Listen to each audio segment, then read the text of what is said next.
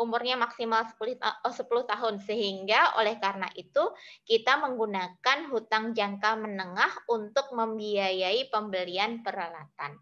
Itu term loan.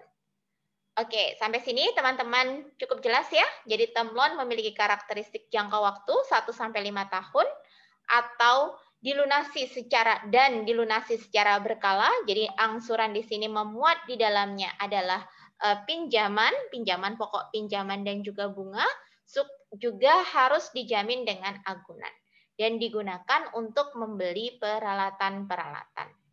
Nah, gimana kita bisa mencari term loan ini?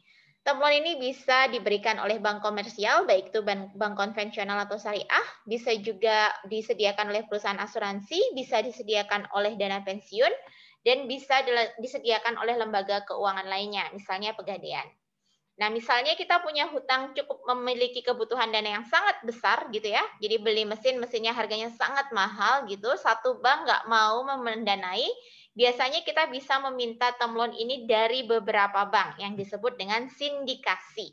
Jadi sindikasi itu ada beberapa bank yang bergabung untuk membiayai satu term loan. Misalnya pembelian katakanlah tower listrik gitu ya. Tower listrik itu kan mahal sekali harganya. Harganya kan nggak bisa mungkin didanai oleh satu bank. Nah, itu perlu pendanaan dari beberapa bank yang kita sebut dengan syndicated term loan. Jadi, term loan yang dibiayai secara sindikasi. Sampai sini teman-teman ada pertanyaan?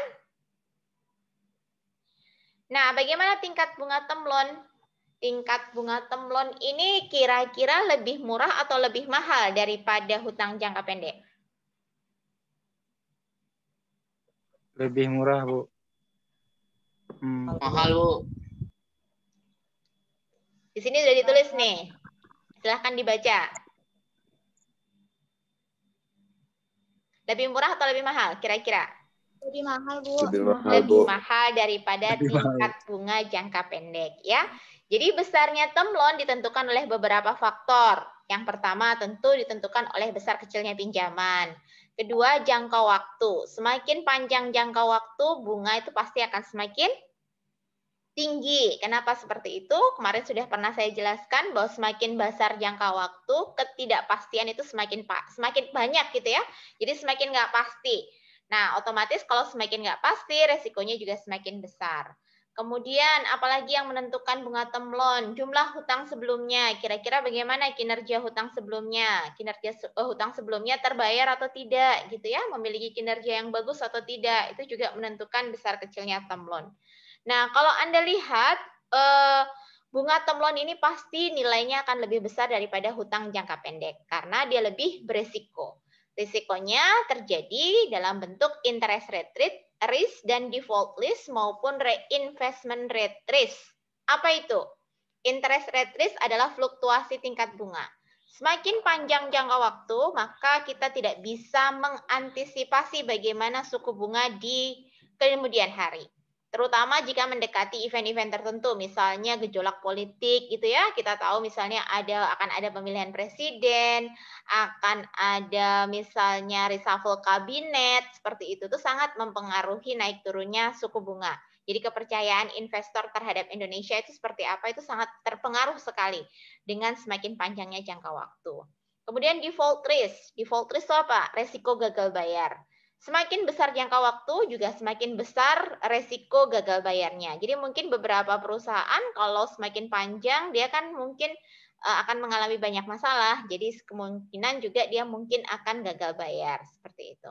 Reinvestment rate risk-nya juga berpengaruh. Karena apa reinvestment rate risk-nya? Jadi sebenarnya reinvestment ini adalah kesempatan kita untuk melakukan investasi kembali.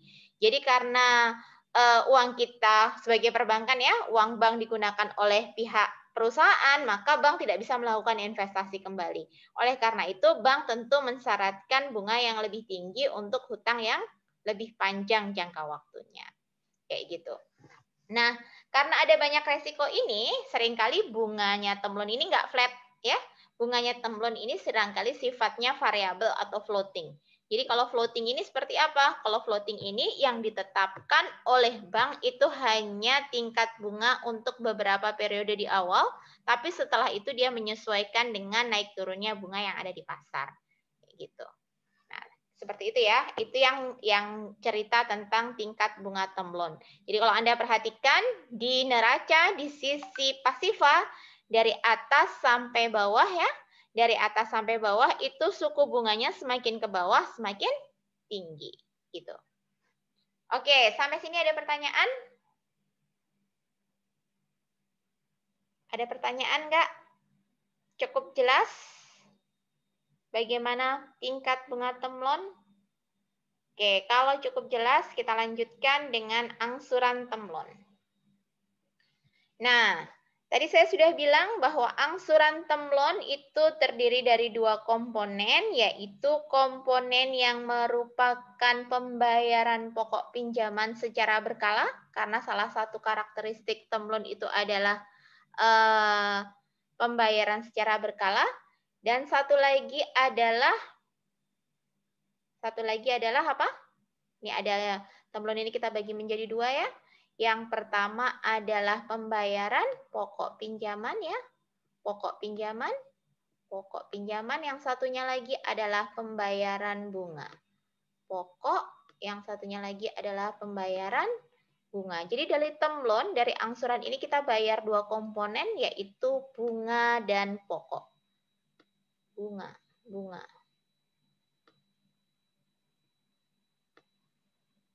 Jadi seperti itu. Nah, Anda bisa lihat bagaimana cara menghitungnya. Angsuran temlon besarnya sama dengan setiap periode, jadi Anda menghitungnya sama. Jadi misalnya Anda hutang 100 juta, Anda bagi berapa periode. Di dalam beberapa periode itu angsuran kita sama. Nah, di dalamnya ada pokok, satu lagi ada apa? Ada bunga, ada pokok dan ada bunga. Nah, angsuran dihitung menggunakan rumus present value anuitas atau annuity. Masih ada yang ingat apa itu present value annuity? Sudah pernah belajar belum? Sudah pernah belajar belum present value annuity? Novisa, sudah pernah belajar present value annuity belum?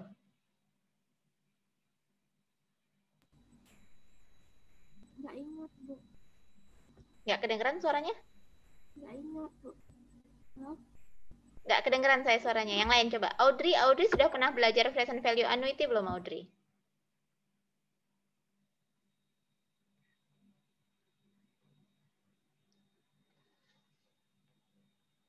Audrey nggak dengar suara saya? Kakak sudah pernah belajar present value annuity, Kakak? Kayaknya belum, Bu. Belum? Di MK1 belum? Cuman annuity aja, Bu. Oh, cuman annuity saja. Oke. Annuity masih ingat, Noviani? Mas lupa ingat, Bu. Lupa. Yang diingat yang mana, yang lupa di mana? Kan lupa ingat gitu ya. Yang ingat yang mana, yang lupa yang mana? Yang ingat aja. Kalau annuity itu dibayarnya setiap bulannya sama, Bu. Nah, oke. Oke ya, dibayarkannya setiap bulannya sama. Oke, ada yang masih ingat itu? Anda pasti sudah belajar ini. Jadi dulu Anda waktu di MK1 belajar yang namanya time value of money atau nilai waktu uang, ya. Ada yang satu periode saja, ada yang pembayarannya sama setiap periode. Nah, itu yang disebut dengan anuitas. Nah, anuitas itu apa? Anuitas itu adalah ada pembayaran yang sama pada periode yang sama. Itu yang namanya anuitas ya. Jadi ada pembayaran yang sama pada periode yang sama. Anuitas itu bisa berupa present value, ada bisa future value. Nah, kayaknya dulu cuman anuitas, nggak mungkin. Pasti dulu juga ada yang namanya present value anuitas, ada future value anuitas. Ya. Jadi itu yang kita gunakan. Nah, itu kita ulang lagi nanti, time value of money itu, materi itu untuk menyelesaikan temlon ini. Dia sangat berguna untuk menyelesaikan temlon ini.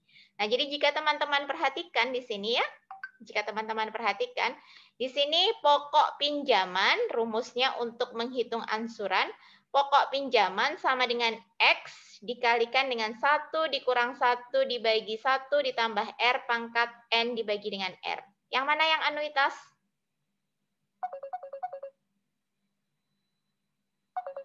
Yang mana yang anuitas, masih ingat? Yang ini ya, yang anuitas ya. Nah, saya clearkan dulu ya. Will or drawing. Nah, yang ini yang kita sebut dengan anuitas. Ini yang kita sebut dengan anuitas, oke? Ini yang kita sebut dengan anuitas. Ini ya yang kita sebut dengan anuitasnya. Nah, anuitas ini nanti kita gunakan untuk menghitung X. Apa itu X? X itu adalah angsuran. Jadi besarnya angsuran itu kita hitung dengan cara pokok pinjaman sama dengan X dikalikan dengan anuitas. Nah, kenapa anuitas digunakan di sini? Karena itu kan bunga itu dibayarkannya, tadi angsuran itu dibayarkannya dalam periode yang sama gitu ya. Dibayarkan dalam periode yang sama di waktu yang akan datang. Jadi kita akan menghitung bagaimana kira-kira nanti berapa besarnya angsuran dengan menggunakan konsep anuitas itu sendiri.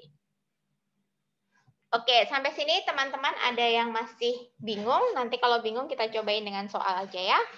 Kita lihat contoh soalnya.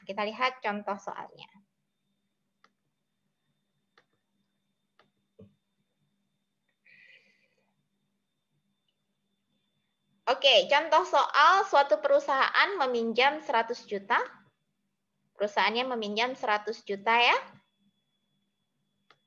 Kemudian untuk pembelian aktiva pada sebuah bank komersial selama 5 tahun dengan bunga sebesar 12%.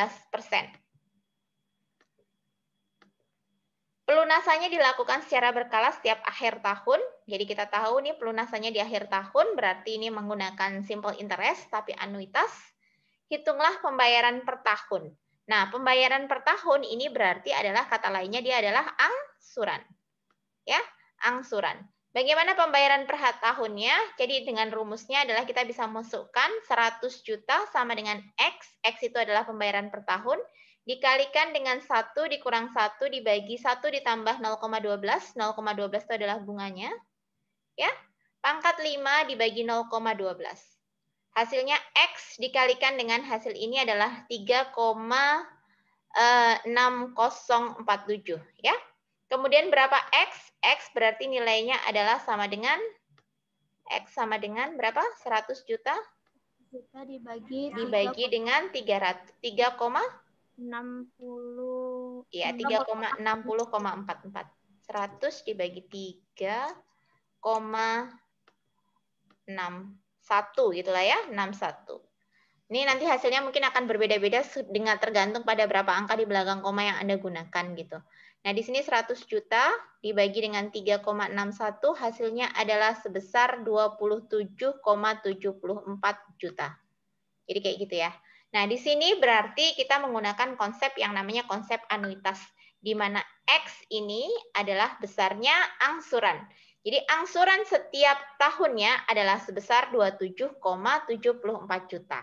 Jadi untuk hutang 100 juta, bunga 12% selama 5 tahun, Anda akan membayar setiap akhir periode sebesar 27,74 juta selama berapa lama? Berapa kali kita bayarnya? 5 kali. 5 kali ya, 5 kali. Kenapa 5 kali? Karena 5 tahun. Kita akan bayar selama 5 kali. Jadi kalau Anda kalikan normal hutang kita adalah 27,74 kali 5. Itu ya, itu pasti lebih dari 100 juta. Kenapa? Karena ada bunganya di situ, besarnya 12%. Oke, jadi ini konsep anuitas yang Anda gunakan teman-teman ya. Jadi rumus yang tadi, rumus anuitas yang tadi Anda harus ingat-ingat ya. Anda harus ingat-ingat rumus yang ini. Mana tadi rumus yang ini? Ini akan kita gunakan rumusnya untuk menghitung besarnya pokok pinjaman. Ini rumusnya udah pernah dikenalkan dulu waktu di MK1. Jadi ingat ya rumus yang ini ya. 1 dikurang 1 dibagi 1 ditambah R pangkat N dibagi dengan R. Sampai sini teman-teman ada pertanyaan? Ada yang belum jelas? Nanti dicobain. Kalau mau dicobain ya dengan soal latihan soal selanjutnya. Oke, sekarang saya jelaskan bagaimana cara menghitung schedule term loan-nya. Ada yang mau nyobain dulu? Pada bawa kalkulator kan?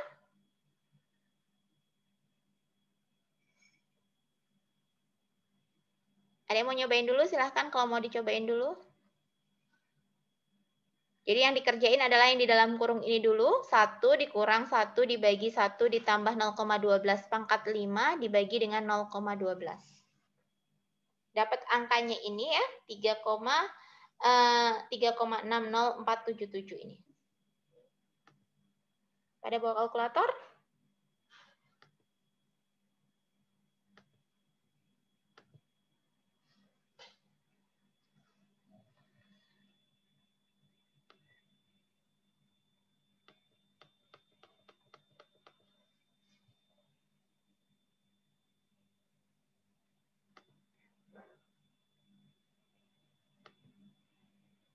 Silahkan kalau ada pertanyaan. Ada pertanyaan nggak?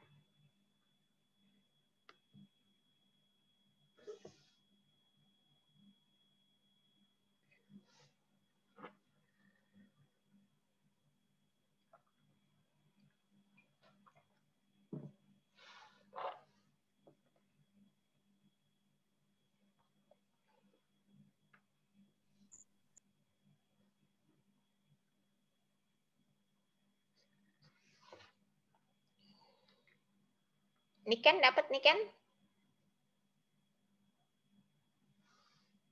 Bentar, Bu. Belum. Oke. Yang lain silahkan. Yang lain kalau ada pertanyaan, gimana cara ngitungnya? Ini sudah pernah Anda kerjakan dulu di kelas apa? MK1. Ada yang masih ingat? Ada yang sudah lupa? Ada yang tidak pernah mengerjakan?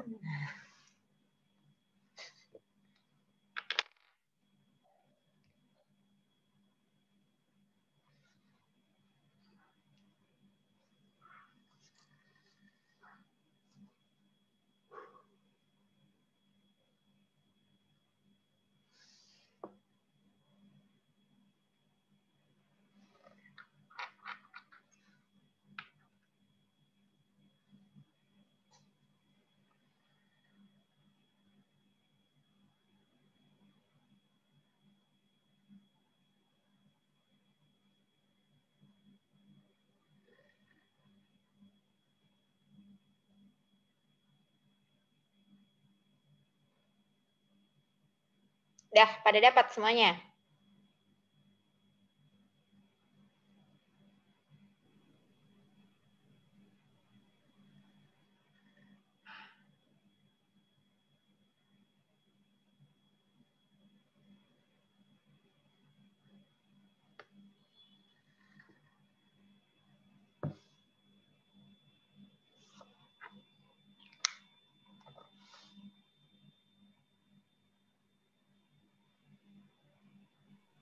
Lagi hasilnya 2,07.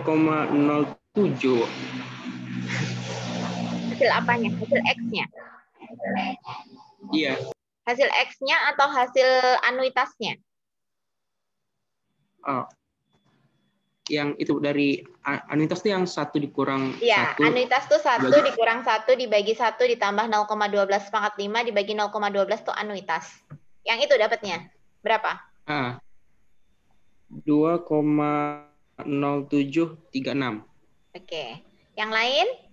Dapat, Bu, sama. Dapat sama 3,6047. Iya, Bu. Iya, Itu oke. gimana? Gimana yang lain? Novisa gimana caranya biar dapat hasilnya?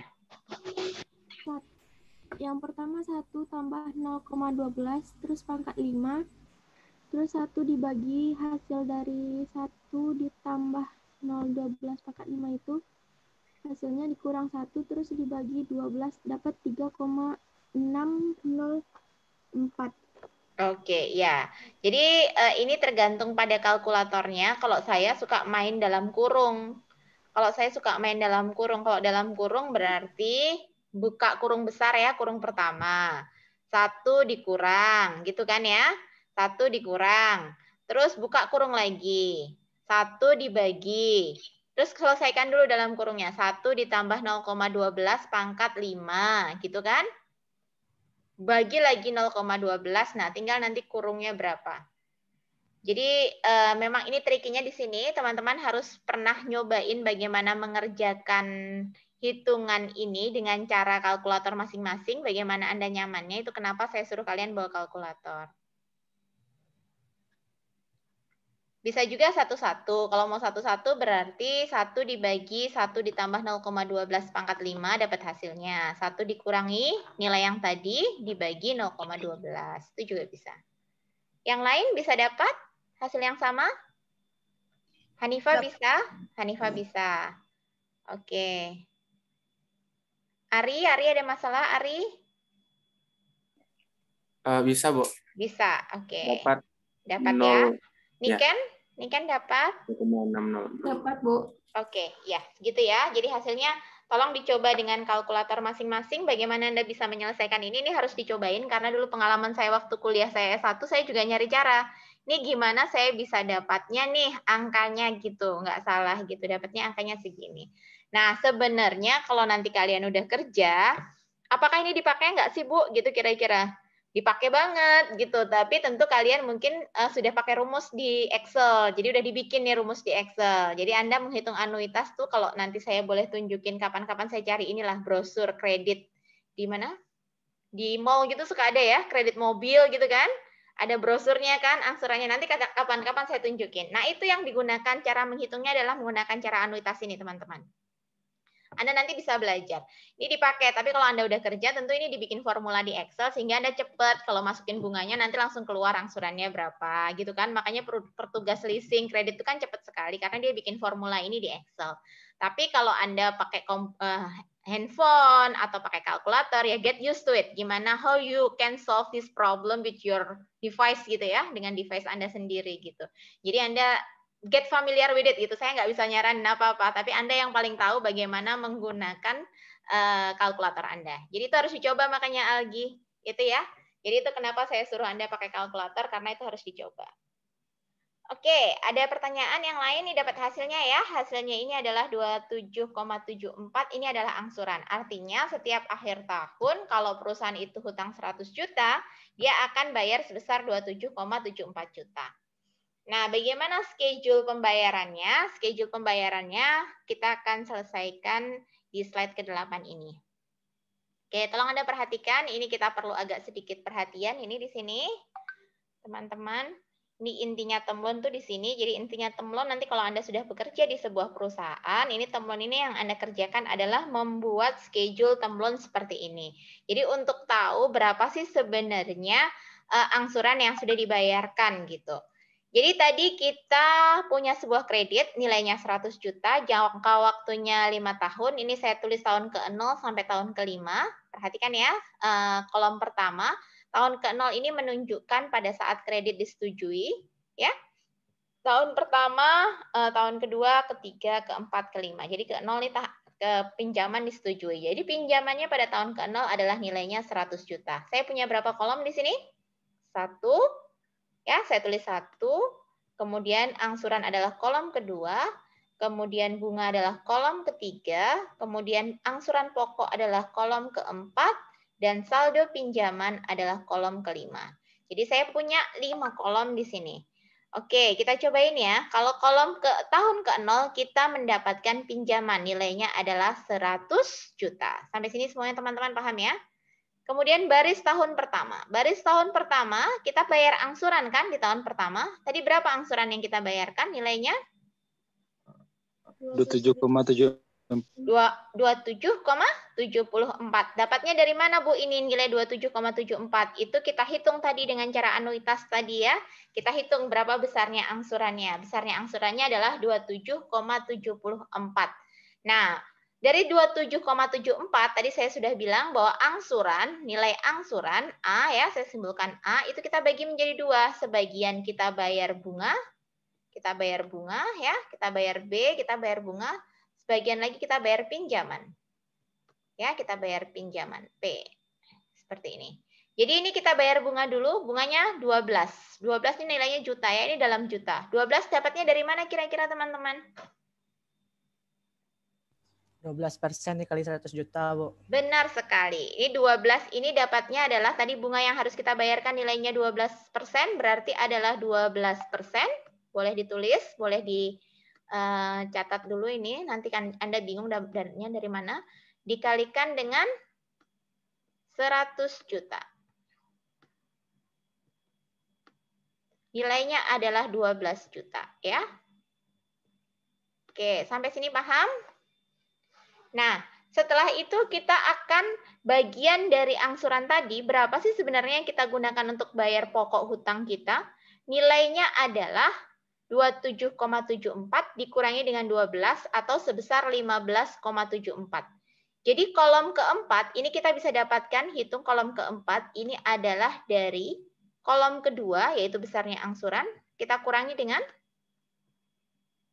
apa? Bunga. Ya, kurangi dengan bunga. Ya, benar sekali. Kita kurangi dengan 3. Jadi kolom kedua dikurangi dengan kolom ketiga. Jadi 27,74 kita kurang dengan 12 ya. Hasilnya nilainya adalah sama dengan 15,74. Oke, jadi dari pinjaman yang nilainya 100 juta, kita sudah bayarkan kita sudah angsur pokoknya sebesar 15,74. Berarti pertanyaannya, berapa sisa hutang kita sekarang? 84,26. Dari mana dapatnya? 100 kurang 15. 100 kurang 15,74, Bu. Benar, 100 juta dikurangi dengan 15,74. Jadi 84,26 ini nilainya kita dapatkan dari sisa pokok pinjaman yang belum kita lunasi, yaitu 100 juta hutang kita. Kita kurangi dengan cicilan yang kita sudah bayarkan untuk pokok pinjaman, yaitu 15,74. 74 ya, gitulah pokoknya. Ya teman-teman ya, bisa ya, dapatnya 84,26. Oke, sekarang kolom yang kedua. Siapa mau menjelaskan? Silahkan. Noviani, Bu. Silahkan. Kolom kedua, angsurannya tetap jadi 27,74. Oke. Bunganya dapat, yaitu hasilnya 84,26 dibagi dengan 12%, hasilnya 10,11. Oke, 10,11 dapatnya dari mana? 84,26 dikali dengan 12% tingkat bunganya, Bu. Oke, sisa hutang kita tadi sudah tidak 100 juta lagi, tapi sisa hutang kita adalah tinggal 84,26. Jadi 84,26 kita kalikan dengan 12%, dapatnya di sini 10,11. Oke, selanjutnya berapa angsuran pokok kita? Angsuran pokok kolom kedua dikurang dengan kolom ketiga, hasilnya 17,63 juta. Oke. Saldonya yaitu kolom kelima 84,26 dikurang dengan 17 juta, 3. Hasilnya 66,63 juta. Oke, terima kasih Noviani. Selanjutnya Anda bisa kerjakan untuk kolom ketiga dan seterusnya ya. Sudah paham? Ada yang belum paham? Mau kita lanjutkan? Sudah, Bu. Sudah paham ya? Yang lain udah paham? Mau dicobain? Oke, nanti cobainnya di latihan aja. Nah, Ari udah paham, Ari senyum-senyum nih. Udah, Bu. Sudah paham. Oke, apa kontrolnya di sini? Kontrolnya adalah pada saat akhir tahun kelima, jumlah saldo pinjaman Anda harus sejumlah berapa?